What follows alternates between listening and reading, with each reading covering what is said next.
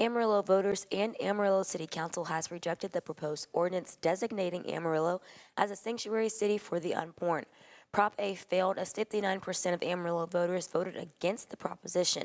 Although the proposition has failed, the sanctuary city's founder says their fight isn't over yet. A proposed sanctuary city ordinance for Amarillo being put to an end by Amarillo voters.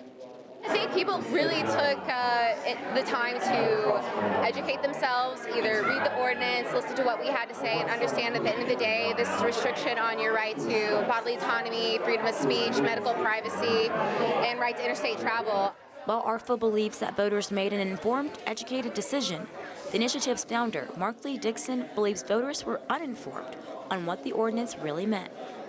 I don't believe people really understand what's going on here. We have great concern when a conservative city in Texas has rejected a measure not based on the merits of the ordinance itself, but based on misinformation that is pushed by several people in the community, including some elected officials. According to Dickson, one of the major points of misinformation was on the language used to describe what he says is a trafficking ban and not a travel ban. Dickson says this election result will create change in Amarillo leadership. I think we're going to see some of the pro-life community rise up and push for new leadership. I have met people who worked on Cole Stanley's campaign that said that they will never vote for Cole Stanley again. And I am hearing left and right that there's a lot of disappointment.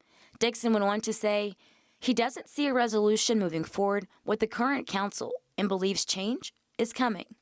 Republicans who don't represent the Republican Party platform, I think their days are numbered, because no one likes Democrats who pose as Republicans.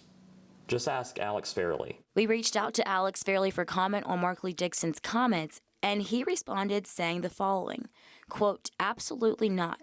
I have not been approached to work together with Mark Dickson or anyone from that group on ousting the current council, nor would I do so if asked." We also reached out to Mayor Cole Stanley about Dickson's criticism, and he responded saying in part, quote, "This council did its job by honoring the petition and moving the proposed ordinance forward to the ballot. I sit on a strong team that believes in giving the full voice to our voters, especially with issues like this one. We are a pro-life community, and we live in the strongest pro-life state in the nation. This ordinance has become about Mr. Dickson's personal agenda and his private right of action," end quote. Mayor Stanley says he is willing to sit down with us this week to discuss this further. To see Mayor Stanley's full quote, go to myhighplains.com.